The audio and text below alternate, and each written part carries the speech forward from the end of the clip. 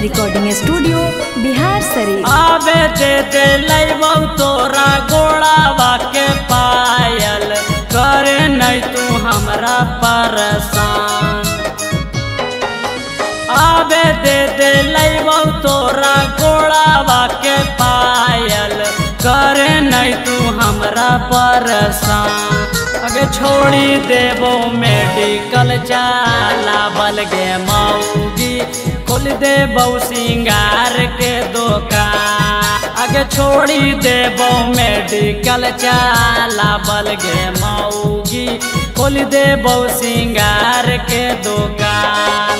आगे छोड़ी देबो मेडिकल जाला बलगे मऊगी।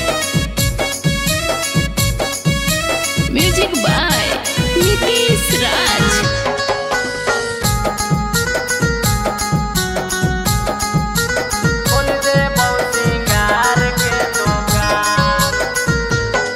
आगे काहे ऐसे करही ना खड़ा वागे मऊगी, अभियो से बतिया ले मान।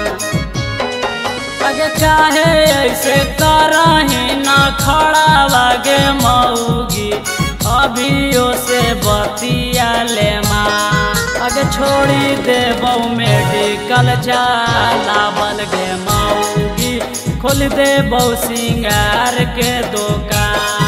आगे छोड़ी देबो मेडिकल जाला बलगे मऊगी, खोल देबो सिंगार के दुकान। आगे छोड़ी देबो मेडिकल जाला बलगे मऊगी।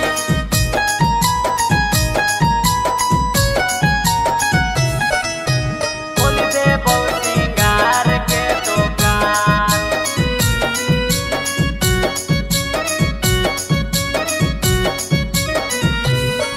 आगे तोरे ही पीना टूसा जाना मागे मऊगी, करे नहीं तू हमरा परेशान। आगे तोरे ही पीना टूसा जाना मागे मऊगी, करे नहीं तू हमरा परेशान। आगे छोड़ी देबो मेडिकल जाला बलगे मऊगी, खोल देबो सिंगार के दुकान। आगे छोड़ी देबो मेडिकल जाला बलगे मऊगी, खोल देबो सिंगार के दुकान।